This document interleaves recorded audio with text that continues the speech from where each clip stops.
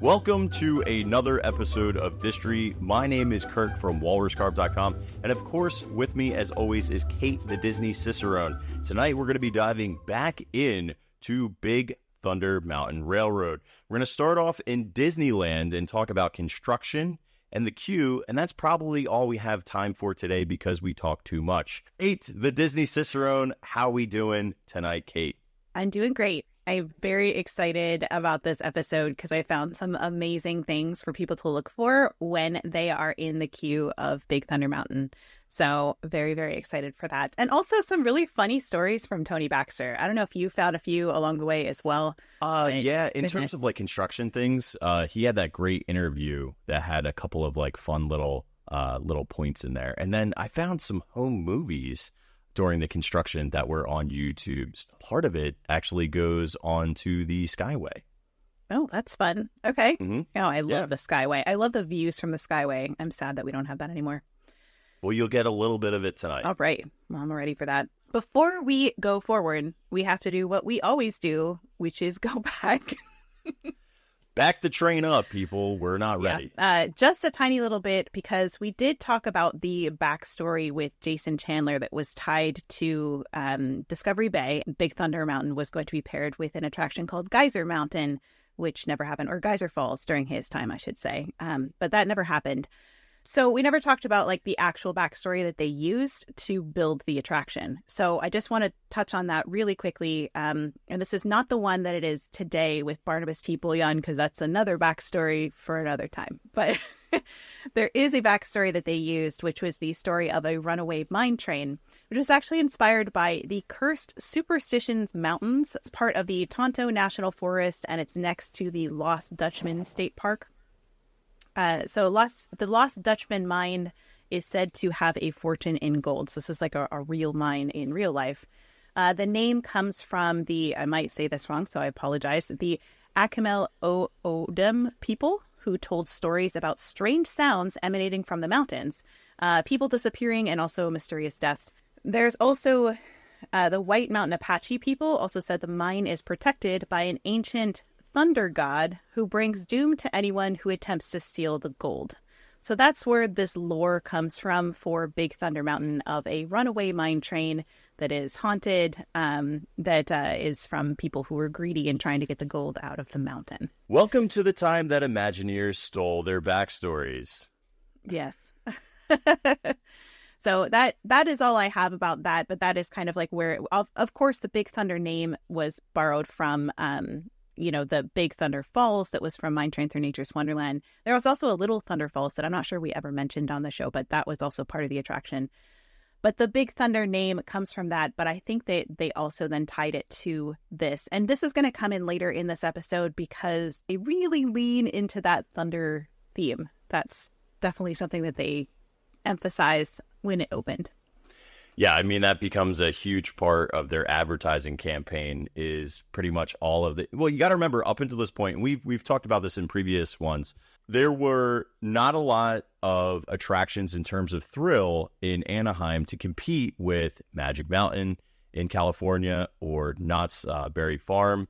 Space Mountain gets built, and then Big Thunder is next on the docket. So needing the idea of thrills, and again, my boy Eisner realized we need to get some good things going and some excitement into the parks again. So greenlighting amazing projects yet again. Well, Eisner wasn't there yet. He's there. No, he's there in spirit.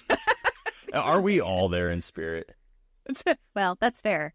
Anyway, so that being said, we've talked about the backstory. Shall we talk a little bit about construction of Big Thunder Mountain in Disneyland? Please, and thank you. Okay.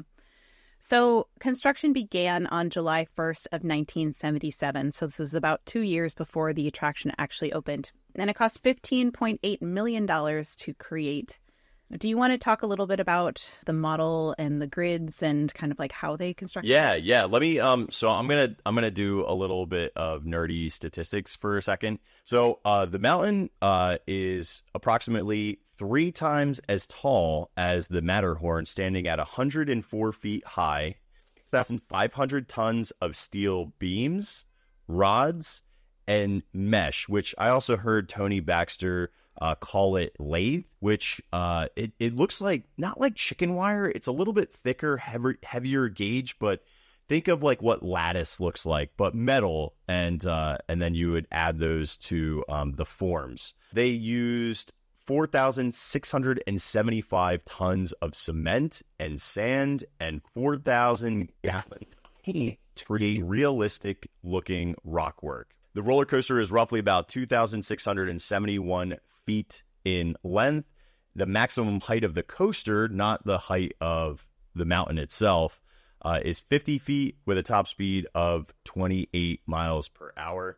Which is not that fast. No. It's actually quite slow in compared to other things. Much like, Space Mountain is not that fast. The one thing is you get to see and feel things rushing past you. So your eyes are watching, and those little inanimate objects going by you gives you also a sense of speed. Where in Space Mountain, they would purposely blow like wind on you to give you like a more of a sensation like you're moving forward. They do the same in Cosmic Rewind too, even though that's a lot faster at 50 miles per hour. So Radiator Springs Racers, that like final bank that's around the butte for Radiator Springs Racers is only 25 miles per hour, which is like super slow. But because they bank it so far and they have all the engine noises, and you're leaning and you're moving and they have the engine noises, so you think you're going really, really fast, but you're not, because they couldn't, for safety, make it any faster.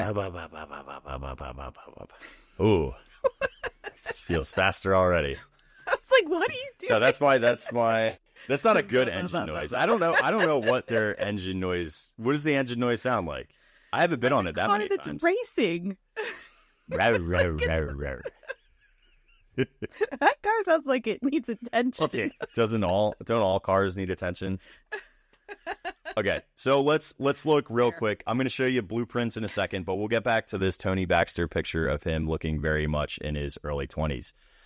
So they built this 1-inch scale model, and they put grids on it. So literally imagine drawing like cross-section grids all over this model. And then what they did was take that and superimpose 1-foot sections. So imagine this thing being dissected up into 1-inch cubes, but then those 1-inch cubes get dissected into 1-foot cubes throughout the entire thing. So here is the overall blueprint for the attraction itself. They were able to form together each individual section by placing them in this model grid. The other thing that I just like looking at, anytime that they show how they're forming the mountain, one thing that Tony Baxter said specifically is almost all of the other theme parks, when they're building rock work, they have a hard time with continuity and consistency. So, for example, like one section will look completely incongruent with the sedimentary like style of another section. So here they have like different striations of rock and color of rock when we actually finish this thing. They also used a lot of computers to help form this, where Space Mountain was more hand forming with the rails. There were a couple of other advancements that they did tech-wise. When the artist painted the top 30 feet of this mountain before it was lifted into place. And so Tony Baxter's dad actually came out for the crowning of the mountain. Yeah, I thought it was cool. I was able to find like a picture with a crane actually crowning the left-hand side, which I thought was pretty neat. Yeah, and then cool. Somebody put a side-by-side so you could see both of them, how it looked with the scaffolding set in place and the steel beams, and versus how it was finished. One of the biggest problems, particularly in Walt Disney World, is you were close proximity to even attractions in Georgia. So Six Flags Georgia had an attraction that was called the Dahlonega Mine Train. And this was from Aerodynamics. And if you look at it, I mean, it's got some similar things. It's got like a sawmill that it goes through. Granted, if you look at this one, it does not have a like an engine in the front, so in terms of like thematics, similar a little bit, but not exactly Disney. So people were really worried about it. And then this made me think, I go, you know what? I grew up going to Six Flags Great Adventure, And this was built or finished 1974. And again, this is another aerodynamics ride. And look at the front of this thing. Oh, yeah. So like this was this was 74. Again, not to the extent of what Disney had built, but I just think it's interesting that there are some precursors and similar style bench seating and whatnot on this attraction. The one thing that I know that everybody was really worried about was how is this going to be Disney versus just another mine train attraction, because they already exist at other locations. I have a really interesting fact from Pat Burke. So he was the person who gathered up all of the antique mining equipment for Big Thunder. So he was the set designer for Big Thunder. And I found a really amazing interview with him about all of this stuff. He said Disneyland's Big Thunder was the first attraction in 1979 to have that rusty feeling. And he said Rusty One was his call sign at Euro Disneyland, which is kind of funny. In fact, head painter ager Bob Jolly tried some rusty runs and washes on a wall near Big Thunder as a sample of our new aged look. That had been rejected for the Haunted Mansion earlier by Walt Disney. Remember, Walt Disney didn't want anything to look old because he didn't want it to be like an amusement park, right? He wanted it to be a theme park that was beautiful. So some maintenance people came upon the paint samples after hours, and not to upset Walt's spirit, they immediately sent a crew over to repaint it and clean any of the objectionable defiances. That's what he said. So we'll get more into Pat Burke later, because when we get into the queue, actually, we'll talk more about all of those little secrets and hidden things that he put in there. For the ride system, engineer Bill Watkins, who partnered up with Aerodynamics to create the roller coaster. Now, they had already done a couple of mine train style coasters, but unlike the tubular Matterhorn bobsleds, they're going to rely not on gravity and air brakes, but they're going to use bank turns and the first use ever on a roller coaster of linear induction motors to accelerate the trains, allowing them to start moving at high speeds from a stationary state without a typical hill and chain start. Yeah, so they look like rectangular blocks, and they can you can hear the hum of them when you're leaving the station. For Big Thunder, you'll start hearing that hum, and it's very similar to the one you'll hear on the People Mover because it uses the same technology. And so it pulls the train and also into storage. So that's where they use it, and allows the cars to start moving at high speeds from a stationary position instead of you hearing, like, if you think of like Space Mountain in Disney World and also like Matterhorn in Disneyland, how you hear kind of the whoosh sound, the really loud sound of like the air compression. You don't get that in Big Thunder because of this linear induction technology. It's the same tech, too, that gets utilized in Walt Disney World's People Mover. They use it for braking, and it's a magnetic braking system. It basically is, think of it like you can go forward or you can go backwards. So when you're actually braking, you're throwing the charge in the reverse direction. Hence why when we stop in the People Mover, we go backwards, you're like, what the heck is going on? It's because the magnets are pulling you in the reverse, not propelling you forward. It's such a interesting new use of this because it's quiet. It's a very, very quiet one. So you also don't get that really scary kind of whooshing sound. So it's nicer for families in that, so the kids aren't as scared getting into it. It's just kind of a quiet slide out of the station. I do have a note about the layout of the tracks.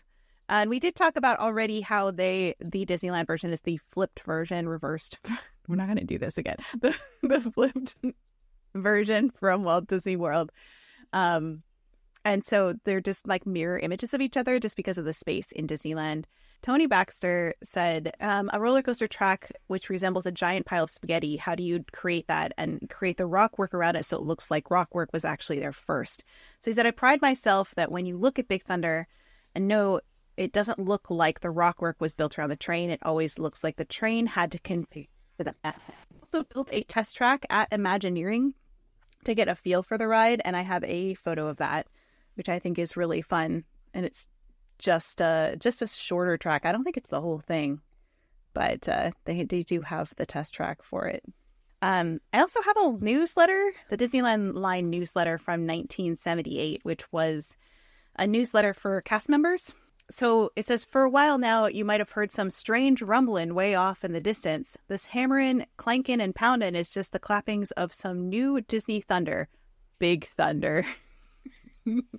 These folks out in mining country have been hard at work for some time, ankle deep in blueprints and plans, models and drawings. It goes on and on, but I won't read the whole thing. But I will say it says the electrical construction superintendent, Jerry, a Space Mountain and Matterhorn veteran, feels that construction projects are really a team effort involving practically every group in our company, as well as outside contractors and vendors. This group of electricians are installing the power lines for the facility, telephones, ride control system, sound system, and fire alarms, and work in cooperation with architects, show effect, and air conditioning personnel. The surveyor for the new attraction is Pat Carpenter, whose duties lie in the area of structural and utility layout. Project is more involved that Space Mountain, one of several Disneyland construction sites in which he was involved, because of the complication of the ground layout. So this layout, they're basically just saying it was really complicated, not only because of the really unique shape of the track, but in the very small place that they had to build it. Because if you think about while they're doing all this construction, there's a full-on park operating around them with guests like walking around. It's very impressive from that. But they say over in our staff shop and often in a hut behind the parade building where walls and mountains of desert clay are forming, staff shop supervisor Rod Murfield has been performing the unique task of making rocks. Rod says that Big Thunder requires more rock work than ever before and that no one else has ever attempted such detail.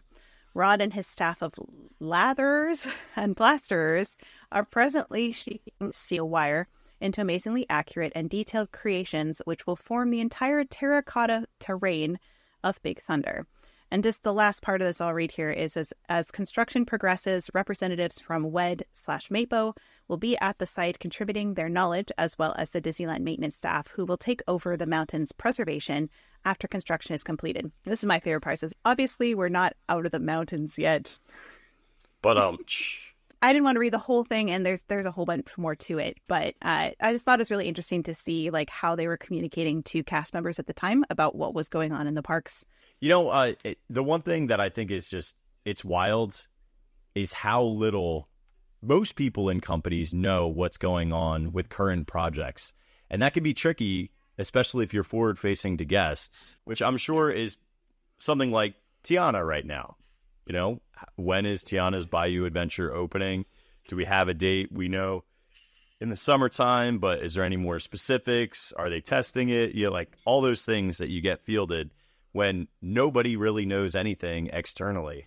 Yep, it's true. Speaking of which, here is one of those steel forms where they would put that mesh, that steel lath mesh around it.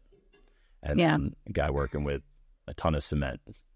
Really, really interesting process. Mm-hmm. You have something about the stalactites, right? Yeah, we can do that. Tony Baxter in this talk describes how, you know, basically when you're building a new attraction, there's no blueprint. So much like you're using Q-tips to create model rails for roller coasters, there is no perfect way to do it. So instead, they have to kind of create the book. And so Tony's talking about how they're trying to figure out how to stalactites in the actual mine. And it looks incredible when it's done. But again, they're trying to figure out something that's not it's gonna drip. And so what they come up with is they go to Pep Boys and they grab a grease gun and they literally put the cement into the grease gun and then pump it onto the form to get it to be a stalactite. Yeah, it's really interesting they're just pioneering. They're trying to figure out what would look like the stalactite and also like have some longevity, right? Like stay up there and not fall down. You know what's crazy to me is when I look at this, I don't know how it doesn't fall down. Like I just go, some dude's throwing goop up on the ceiling and it sticks. Okay. I know they figured out a way to do it. It doesn't look, from the pictures that I have, it does not look like a lot of them are above the guests' heads. So to be fair, if something happens with them, it looks like they're off to the side. And what's above the guests is none of those. Because they can't weigh. It's not like they're light. They have to weigh a ton. Yeah. how would they know if they were going to fall or not in an earthquake, which is prone to in Disneyland, right? You could get hit by a bat. But they can't weigh more than like a pound and a half. So you could get hit by a bat. But you could get hit by a bat. Well, in Disneyland, I think in Disneyland they're off to the side. They're not a boat for your head. I think they're in Disney World. Yeah. Oh, okay. Yeah. Disneyland, they're off to the sides. Let's chalk up another one for Walt Disney World. You actually can get hit in the head with a bat.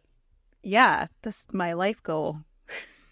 The other thing I have is just a little bit on the trains. I did talk about in a previous model, we had seen that they had yellow trains, and then later on in the process, they turned them into the colors that we know and love today.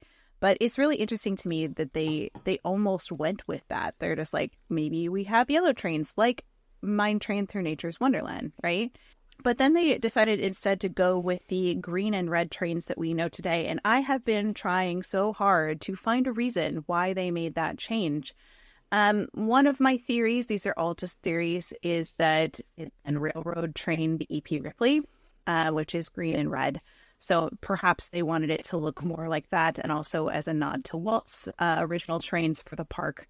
So that could just be a way to honor Walt Disney in that. And there were 6 trains total. There's the I am brave, you be bold. I am fearless, you are daring, I be hardy, and you are courageous.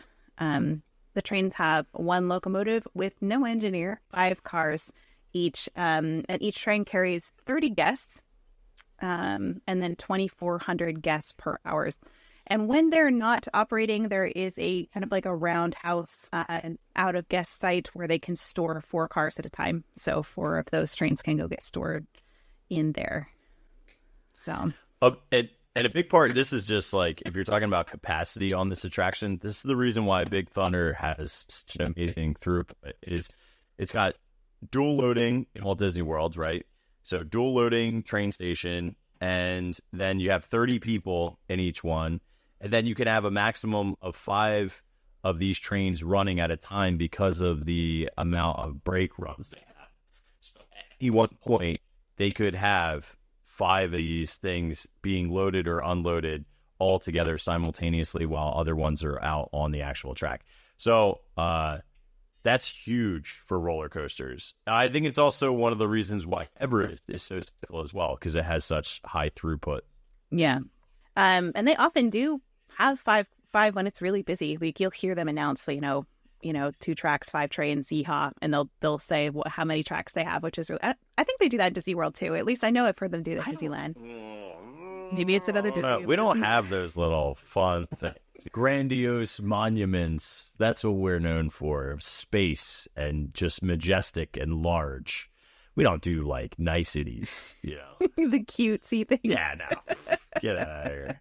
We don't have time for that. Just get on the thing. Let's go. That's actually what our wildest ride in the wilderness is actually not there anymore. It just says, are you going or what? Oh my gosh. Yeah, I that's what I have on the trains. I have that it's a 3-minute and 15-second trip, at least in Disneyland, which haven't looked at Disney World yet, but I think it's probably similar because of their track layout. And Disneyland is 3.8 acres. Do you have anything specific about the construction that you want to share before we move on? Nope, I'm good.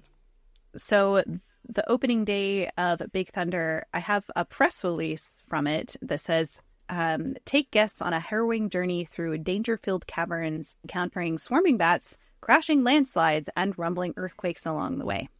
If you remember the third lift tail, which we'll talk more in detail in a next episode, but that one used to be an earthquake scene where all the rocks would like rumble and look like they're falling on you. That doesn't exist anymore. They changed it, but that's where the earthquake comes in. So Tony Baxter called it a collection of individual embellishments orchestrated into a cohesive show. This is probably one of my favorite ads of any Disney attraction, the pre-opening, because it's just so unlike what I think about when I think about Big Thunder. It's a Big Thunder Mountain, but every day, Big Thunder strikes.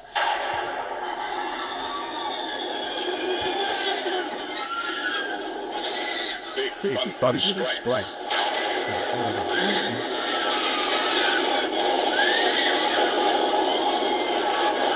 It could happen at Disneyland. Open Wednesday through Sunday. Needs to be how they have the effect at the end of the train that's like coming at you. Like it's oh no, big strike. That's not something that they use today to promote that attraction, like in any way. Where it's like, watch out, Big Thunder's gonna strike. Yeah, it's like very it's like, well, again, it's growing up the park. I also have a poster for it that says Big Thunder Strikes. And it says at the bottom, it says, no one knows what strange force has unleashed the fury of the runaway mine trains on Big Thunder Mountain. We only know that Big Thunder strikes. Ride out the storm. It could only happen at Disneyland. Ride out the storm. Okay. So the entrance to this attraction, if you haven't been to Disneyland, it enters through kind of almost like a water tower, which would have been something you'd see back in the Old West. And then you go down into, like, through the rocks, and then you start encountering all this antique mining equipment, which we talked about with Pat Burke, who is the one that was the set designer that figured out all of this equipment. So he got the antiques for Big Thunder from up at Mojave Desert in California, surrounded by old abandoned gold and silver mines. So this made him like, this was the perfect job for Pat Burke. He joined the WED model shop after graduating from art school in 1972, just for a little background of him. And he worked on the Walt Disney Story, America Sings, and Space Mountain before applying all of his set design to Big Thunder. He also designed the original Pinocchio Dark Ride. He worked on that.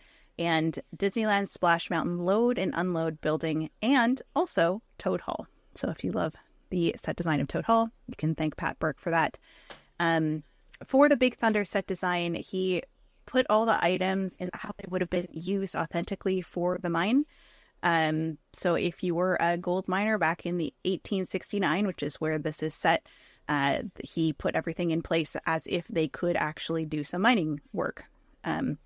He collected all the old, authentic gold rush era mining equipment and included a hand-powered drill press and also a 10-foot tall 1880 stamp mill, which is one of the first things you see as you walk in. And it actually does have 1880 on it, even though this is set in 1869, which is something that always made me wonder why they did that. And that is because this stamp mill is actually from 1880. So even though that the ride itself is set in 1869, because of the Transcontinental Railroad, it says 1880 for that reason. And so I looked up like what a stamp mill does, because I was like, I'm super curious as to what they do here. So the stamp mill here crushes material by pounding rather than grinding all the rock for extraction of metallic ore. And so they did have water running through it, so that's why there's this box that reads towards the queue. If you know anything about mining, a lot of gold mining uses water as the impetus to separate, because of the different weights of rock. It separates the gold from all the other different kinds of rock, essentially, because I don't know, the different density. I'm a gold expert, but I will say that I've just seen them use water a lot. So that's why you see sluice boxes. You see, usually those sluice boxes would not be just totally empty like they are in Disneyland's queue. You would have like, it would actually collect the gold in them, and then the water would run all the other material off of the end of the sluice box and create what they call tailings, which are just leftover rock that hopefully doesn't have any gold in it by the end. The only thing I know about gold is I love gold. So you can see when you walk into the queue, that is the smell rock left, and then you go down underneath some rocks, and then you head out into this next section of the queue, which is actually where something is missing that used to be there, that I kind of wonder if it traveled over to Disney World. So it'll be interesting in the series if we find out. But you see right here, this spot, so this kind of track that goes down, they used to have a big hanging, right to the right there, they had a hanging crane that was designed by Pat Burke. And from it, they used to have something that says to Burke, and then it says assay office, and it says Big Thunder. So it's a crate, which you know how I love crates, that had 2 barrels on top. That's actually your favorite store. It's Crate and Barrel. I do love Crate and Barrel. I found shocking. Oh, that was like the first like real adult piece of furniture I ever bought was from Crate and Barrel. Anyway, they used to have this crate that was designed by Bob Jolly. Pat Burke says, my name also got on a crate being lifted by a crane from a flatbed car on the queue line below the little town, courtesy of Bob Jolly. But it's not there today. So I was looking and I was scouring all of my video and pictures because I was like, this has to be there somewhere. Flatbed car, train car with a whole bunch of barrels that are under some rope and then some crates that are blank next to it. So I was like, what happened? Did they just erase him from the park? And the only thing I can figure, I don't know exactly why it was removed, but I do know I'm pretty darn sure that you and I, Kirk, when we were on the Liberty Bell in Walt Disney World, we saw that crate hanging. So anyway, you can see though all the set design is the same there. They've got a lot of all the authentic mining pieces and whatnot, and then you walk further on into the queue. And I have a little side note. They had this leftover piece of the trestle coming out of this cave from Bear Country from My Enchanted Nature's Wonderland, which we talked about in a previous episode, not go into too much. But this was actually also designed by Pat Burke. He said, I was asked by Big Thunder creator Tony Baxter about the old train tunnel and at its end if I could do anything with it. I suggested doing a mine scene instead of natural logs as in Nature's Wonderland. I suggested using milled wood timbers to match Big Thunder's mining construction throughout the new attraction. A short trestle was constructed and track laid down on its upper deck or bucket down to the waters below where a rowboat was once sitting. So there used to be a rowboat down there, which is interesting. Wood ladders were fabricated and fastened to the trestle. While the Beaver Creek was drained, we also rebuilt the jumping fish, which had been silent for some time. So they rebuilt those piston fish at this time. And there sure were a lot of sunglasses and Polaroid cameras in the drained pond. This is basically what they had for a while. And he said, like, I'm not really sure what happened to it, but they took it down. And then somebody else said that a tree fell on it and made it unstable. And so that's why it was removed. So just a little aside, that's why this scene went in during the construction of Big Thunder. And that's why the ladder is there, because there was going to be a boat down there, but there was no boat. No boat. No boat. Just fish. Yeah. Anyway, I wanted to share that because I thought it was a really interesting story. I loved it. Oh, gosh. Okay. Back to the queue. Hopping back. In the center of the queue is the main shaft, and then it has a sluice box also in this that's kind of leading off of it with water running through it. It has on one side, which is like something funny for the superstitions of the miners. It says levels 11, 12, 13 is crossed off, and 14, because 13, of course, is considered an unlucky number. So a little bit of a side here that has a story to do with this is, so a lot of you probably know, or if you haven't yet heard, the recorded sounds for Indiana Jones for the Temple of Doom is really just Big Thunder Mountain from Disneyland. The sounds for the mine car scene. So there's Indiana Jones connection there. But when people were creating the movie We're at Disneyland for Indiana Jones and the Temple of Doom, they saw in this mine shaft, there's like buckets that go up and down and around. Like it's carrying water, carrying something, carrying material. And so they thought, well, gee, like they did so much work to make sure that that was authentic. We're going to use that in Indiana Jones in their mine. And so they thanked Tony Baxter for doing the legwork and for the authentic mining equipment. When Tony heard that, he said, no, I stole that from the treehouse, because he just thought it was a fun feature, the buckets going up and around. And so he said he created all of this whole mythology about those devices that were really just fun to look at. So it's like perpetual motion machines. They're just like always interesting to look at. So on our right in the queue, this was kind of on our left, on our right-hand side is, of course, Rainbow Ridge, but when the attraction opened in 1979, it was renamed to Big Thunder. And then somewhere along the way, they turned it back to Rainbow Ridge because that's how everybody knew it to be. And it's interesting here because the original story is that they salvaged all the originals and they just moved them because they're not in their original location. But then if you hear an interview with Tony Baxter later on, he's like, no, they were all like rotted through and the wood was like falling apart. So we had to go back and recreate them from the original, sketches, blueprints and whatnot that they had. We've got the Rainbow Ridge Clarion and the Last Chance Saloon. That's identical. Mm-hmm. Just the different sconces. So the Gold Nugget Dance Hall now says we serve the finest corn whiskey and has some fun noises coming from it. That's identical. Mm-hmm. So that's an interesting thing is a lot of people are like, oh, it's just all of Rainbow Ridge that's right there. And the fact is it's not because it's so much fewer buildings. Liars. Absolute liars.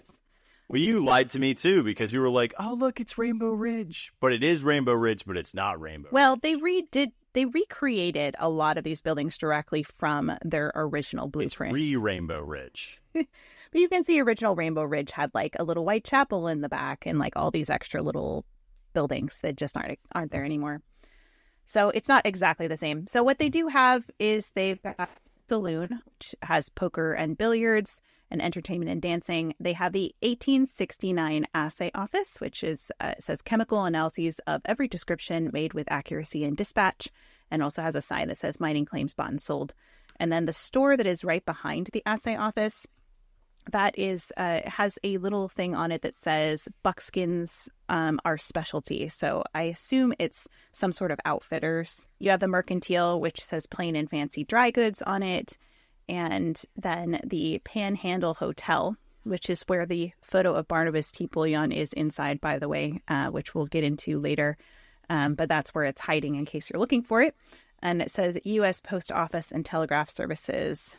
It's a really fun picture from the 1970s when says it is Big Thunder, and you can see it. And it says the biggest little boomtown in the West, and then it shows the population slowly declining down to 38. And then, so this is what it looks like now with Welcome to Rainbow Ridge, the biggest little boomtown in the West, with the population still declining, but has an elevation of 135 feet. The only other thing that's there is like a clothesline, and they have some waterfalls very much reminiscent of gold mining towns where they'd use water to go through the sluices. And also, I think, a little bit of a nod to the Little Thunder, Big Thunder Falls, putting that in there as well. Anyway, I'm ready to move on from Rainbow Ridge if you are. It's a really fun little town to kind of look at all the windows and see all the little nods they put in there. And we might take a second glance at it when we roll back through at the end of the attraction, as we have maybe picked up a few things along the way. But for now, I would like to move on to the signs that you see in the queue, because they're really quite fascinating. There's one that's right next to the queue that is has a different, like it's saying things are in different directions.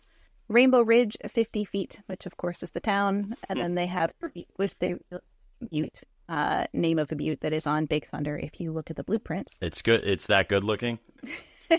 It's a real butte. Well, it's the one where you go around and then you feel like you're going around again and again. It doesn't stop. That spiral butte. Coyote Canyon is one that we talked about that is right next to Pinocchio, and it's what they had to create for Disneyland in specifically to kind of camouflage that area that is right next to Fantasyland. So that's what that's referring to. And then they have Busted Flats. And then Dinosaur Gap is just pointing to the dinosaur bones that are right there. And then my favorite is the Nevermind, which is 79 miles because it's 1979. Then if you look across the tracks, there's also another sign that a lot of people kind of miss. And this one refers to all the different kinds of Big Thunder attractions that are all over the world. So Grizzly Gulch at the top is 11,743 kilometers, because that one's in Hong Kong. Thunder Mesa, which is in Disneyland Paris, is 9,258 kilometers. Rainbow Ridge is 76 feet. It's right there in Disneyland. And then Tumbleweed, which is in Walt Disney World. That one's 2,496 miles because, of course, it's in the U.S. So that's the one that's behind the rock there. So just a little nod to all the different big Love it. around the world. Yeah. I didn't notice any of this when I was out there. Of course not. You were too busy running. You're like, let's get on the ride. Yeah, just go. Let everything else. Another thing that you can see that I think is really fun, I have this from the construction photos. You can see these vultures that are up on the rock, left over from Wonderland. Well, they're still there today, and they're still doing their thing, perched up on the rocks. So you can see that from the queue. You can see it on the attraction, but it goes by so fast, it's extremely hard to see.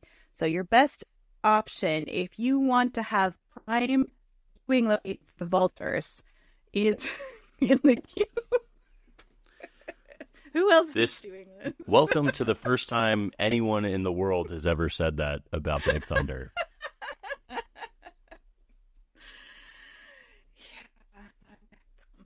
So the other thing you'll see, which is a little bit more a newer attraction with the kind of explosion story, which we haven't gotten into yet, but you will see in the queue there is a jumbo blasting powder crate, which is interesting because they don't use light up and hide like they do in Disney World. Yeah, so, I wonder why it's a different company.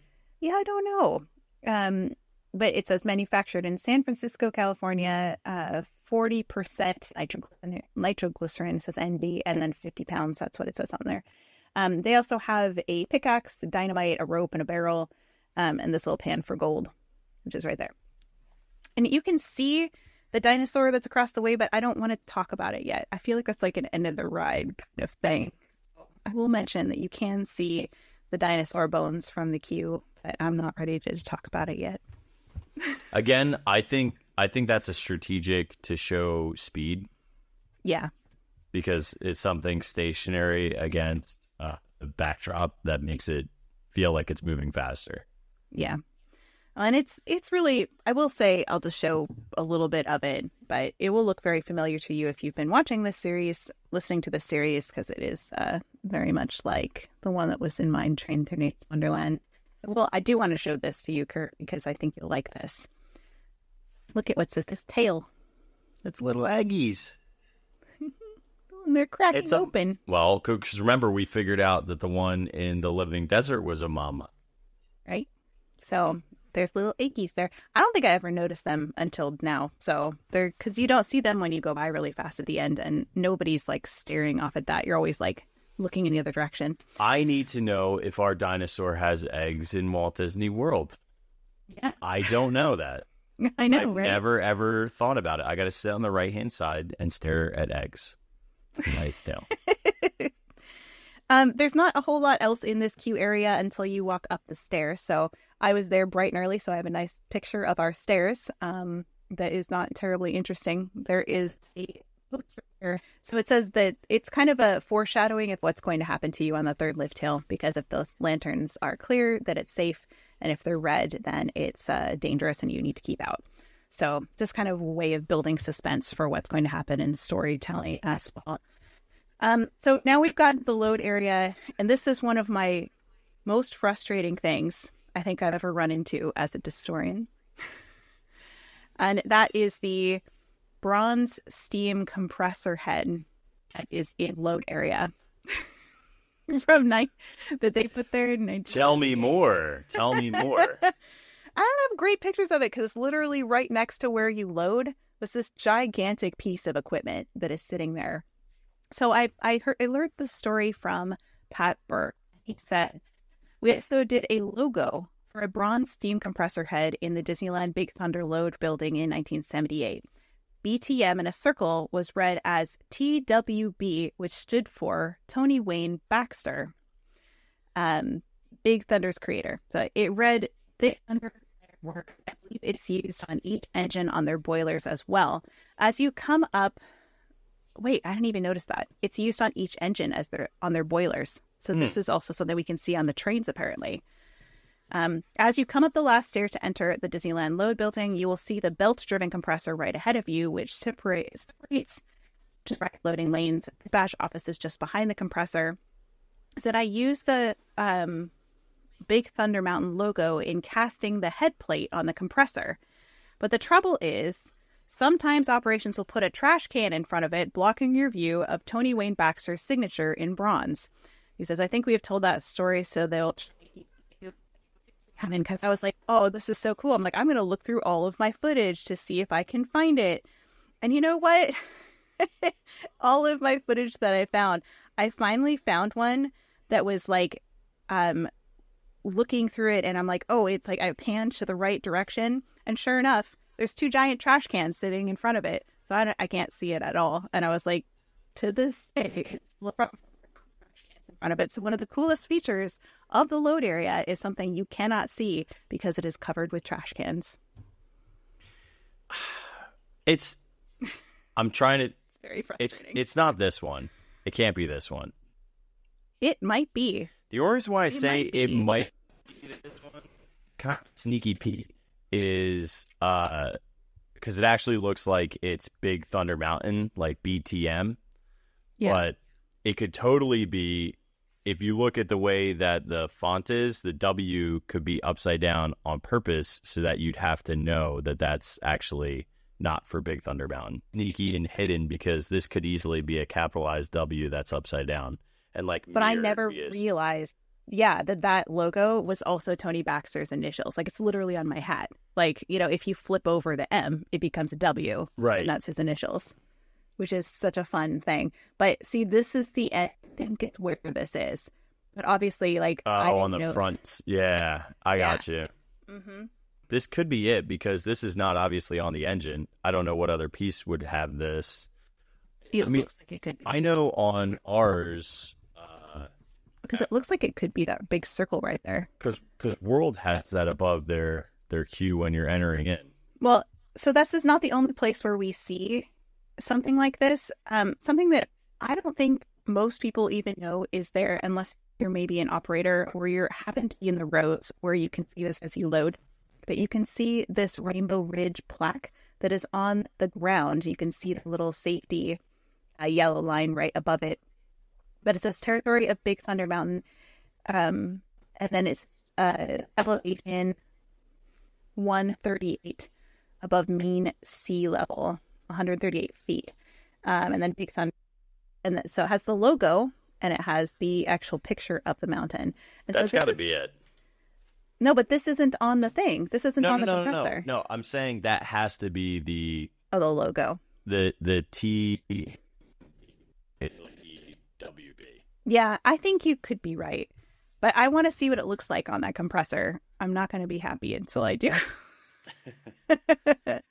So something really cool to maybe look for, but of course, like, I'm not advocating for anybody to move trash cans if they're not supposed to touch them. So that trash cans happen to be out. Move the trash cans. We need to see the compressor.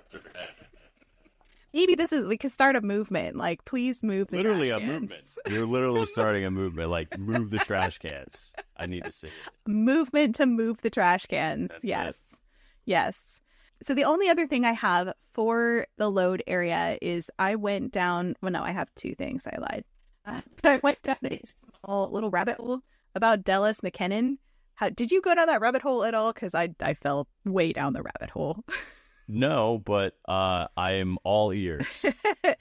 So the voice that you hear that says, this here's the wildest ride in the wilderness, that iconic line, hanging on hats and glasses, all those kinds of things, that is the voice of Dallas McKinnon.